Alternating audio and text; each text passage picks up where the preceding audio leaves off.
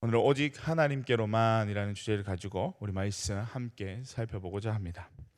오늘 본문은 이스라엘 백성을 향해 우상을 만들지 말라라는 당부의 말씀을 전하고 있습니다.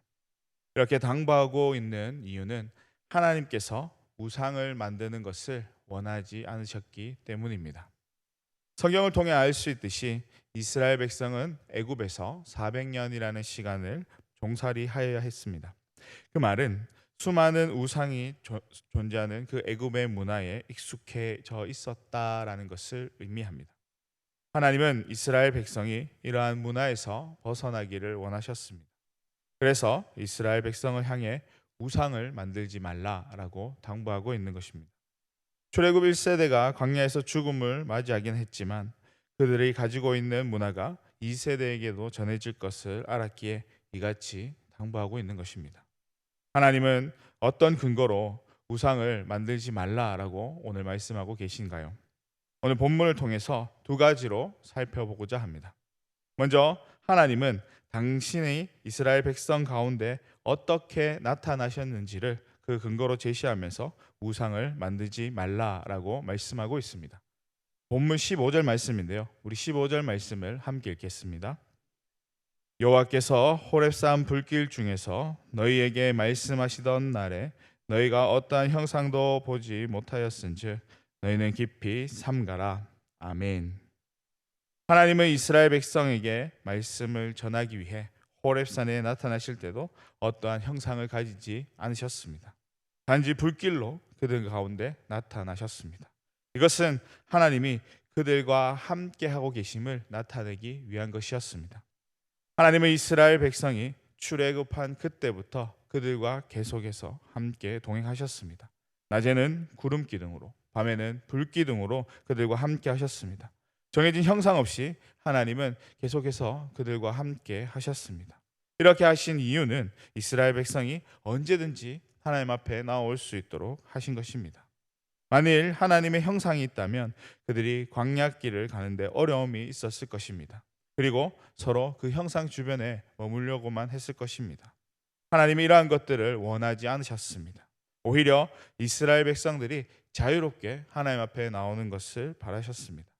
그랬기에 어떠한 형상도 만들지 않은 것입니다. 이것은 구약 시대에만 언급되어지고 있는 것이 아니라 신약에서도 언급되어지고 있는데요. 예수님께서 이렇게 말씀하십니다. 마태복음 18장 20절을 보면 두세 사람이 내 이름으로 모인 곳에 나도 그들 중에 있느니라 라고 말씀하십니다. 이것은 형상이 중요하지 않다라는 것을 말해주고 있습니다. 어느 곳이든지 장소에 구애받지 않고 주님과 함께 할 수 있다라는 것을 의미합니다. 하나님은 이미 이스라엘 백성을 통해 이 사실을 전해주고 있는 것입니다. 이처럼 하나님은 어떠한 제약도 없으신 분이시기에 형상이 필요 없는 것입니다. 형상이 없음으로 인해 주어지는 유익이 있는데요. 그것은 언제 어디서든지 하나님을 부르짖으며 나아갈 수 있다라는 것입니다. 이것은 다른 종교와 분명하게 구별짓는 것이기도 합니다. 기독교를 제외한 다른 종교는 형상 앞에 나아가 부르짖습니다. 그러나 기독교는 장소도 시간도 제약 없이 언제든지 하나님께 호소하며 나아갈 수 있습니다. 그리고 하나님께서 그 소리를 들으시고 응답해 주시는 것까지 경험할 수 있습니다. 때문에 어떠한 제약 없이 하나님을 부르짖을 수 있는 것은 유익이 아닐 수 없습니다. 이것은 하나님께서 주신 말할 수 없는 축복인 것입니다. 하나님은 이스라엘 백성이 이런 축복을 누리는 삶을 살아가기를 바라셨습니다. 그래서 그들을 향해서 어떠한 형상도 만들지 말라라고 당부하고 계신 것입니다. 두 번째로 하나님은 당신의 백성을 향한 사랑을 나타내 보이심으로 그들에게 우상을 만들지 말라라고 말씀하고 계십니다. 오늘 본문 24절인데요. 우리 24절 말씀도 함께 읽겠습니다. 네, 하나님 여호와는 소멸하는 불이요 질투하시는 하나님이시니라. 아멘. 이 말씀은 이스라엘 백성을 향한 하나님의 사랑이 얼마나 큰지를 보여주고 있는 말씀입니다. 내가 사랑하지 않는 대상을 향해 질투하는 일은 없습니다. 질투를 한다라는 것은 그 대상을 향한 사랑이 크기 때문에 나타나는 것입니다. 하나님은 이스라엘을 그만큼 사랑하셨기에 그들이 다른 대상에게 애정을 돌리는 것을 원치 않으셨습니다. 하나님은 이스라엘 백성을 향해 끊임없는 사랑을 보여주셨습니다. 아낌없이 사랑을 내어주신 하나님께서 그들을 향해 우상을 만들지 마라 당부하는 것은 당연한 것이었습니다. 안타까운 것은 이스라엘 백성이 하나님의 사랑에 온전히 보답하는 삶을 살아가지 못했다라는 것입니다. 변함없는 하나님의 그 사랑이 이스라엘 백성 가운데 주어졌음에도 불구하고 하나님을 향해 원망과 불평의 소리를 그치지 않았습니다. 지속되는 원망과 불평의 결과는 출애굽 1세대가 약속의 땅인 가나안 땅에 들어가지 못하는 것이었습니다. 그럼에도 하나님은 2세대를 통해서 그 사랑을 계속해서 이어나가십니다. 그 2세대가 바르게 그 하나님의 사랑을 누리며 나아갈 수 있도록 하나님께서 이와 같이 말씀을 전하고 계신 것입니다. 택하신 백성을 향한 하나님의 사랑은 신약에 와서도 더 커졌음을 알 수 있는데요. 요한복음 3장 16절에 이렇게 하나님의 사랑이 얼마나 커졌는지를 소개하고 있습니다. 그 말씀을 제가 한번 읽어보겠습니다. 하나님이 세상을 이처럼 사랑하사 독생자를 주셨으니, 하나님이 세상을 이처럼 사랑하사 독생자를 주셨으니. 아멘. 신약에 와서 하나님은 이스라엘을 넘어 세상을 향한 당신의 사랑을 나타내 보이셨습니다.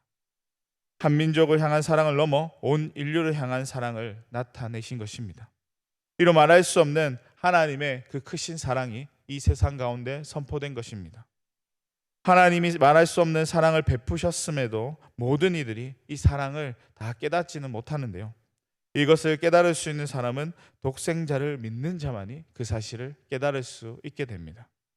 이것은 우상과 겸하여 하나님을 섬길 수 없다라는 것을 분명하게 보여주고 있는 것이기도 합니다. 오늘 본문은 하나님을 대신할 어떠한 형상을 만들지 말라라고 말씀하고 있습니다. 그들이 하나님보다 그것을 더 믿고 의지할 것을 염려하였기에 하나님께서 이같이 당부의 말씀을 전하신 것입니다. 우리가 살아가고 있는 세상에도 너무나도 많은 우상들이 존재하고 있습니다. 이 우상들에게서 벗어날 수 있는 방법은 하나님의 그 크신 사랑을 깨닫는 것입니다. 하나님의 크신 사랑을 깨닫는 것 역시 우리에게 맡겨진 사명입니다. 그래서 우리에게 맡겨진 이 사명을 잘 감당하며 나아가는 것이야말로 그 하나님의 사랑에 온전히 보답하는 삶인 것입니다. 하나님의 사랑에 보답하기에 앞서 내 삶 속에 다른 형상이 없는지를 먼저 점검하며 나아갈 수 있는 삶이 될 수 있길 바랍니다. 어떠한 형상도 그저 하나님 한 분만 바라며 나아갈 때 우리의 삶이 하나님과 더욱 가까워지게 될 것이고, 그 하나님을 전하며 나아갈 때 믿지 않는 영혼이 변화되어지는 놀라운 역사가 일어나게 될 것이다 라는 사실을 믿고, 우리에게 주어진 이 복음 사명, 또 그들에게 전해진 그 사랑을 나누며 전하며 나아갈 수 있는 우리 성도님들의 삶이 될 수 있기를 주님의 이름으로 간절히 축원합니다. 기도하겠습니다. 사랑이 많으신 하나님 아버지여, 하나님, 우리의 심령이 다시금 우리의 마음을 살펴봅니다. 혹 우리 가운데 다른 어떤 형상이 있는지 우리가 다시 살펴봅니다. 온전히 하나님께서 우리에게 베풀어 주신 그 사랑에 우리가 온전히 보답하며 나아갈 수 있는 삶이 될 수 있도록 주님께서 붙잡아 주시고, 하나님 이 삶으로 말미암아 정말 하나님께서 맡겨주신 그 사명 부족함 없이 하나하나 잘 감당하며 나아갈 수 있는 믿음의 자녀들이 될 수 있도록 주님 허락해 주시옵소서. 부족한 가운데에도 하나님 한 분만을 의지하며 그 크신 하나님께 모든 것들을 내어놓고 맡기며 나아갈 수 있는 믿음의 자녀가 될 수 있게 해주시고, 우리의 삶을 통하여서 이 땅 가운데에 또 하나님의 그 온전한 복음이 흘러 넘쳐날 수 있도록 주님께서 허락해 주시옵소서. 연약한 우리의 삶을 통하여서 이 땅 가운데에 하나님을 믿는 영혼들이 더욱더 많아지게 해주시고, 그리고 하나님의 나라가 이 땅 가운데서 더욱더 확장되어지는 놀라운 은혜가 넘쳐날 수 있도록 주님께서 우리의 심령을 붙잡아 주시옵소서. 그렇게 주님 한 분만을 바라며 주님께 모든 것들을 맡기며 날마다 주님을 부르짖으며 나아가기에 부족함이 없는 우리의 심령이 될 수 있도록 주님 붙잡아 주시옵소서. 감사드립니다. 거룩하신 예수님의 이름으로 기도드리옵나이다. 아멘.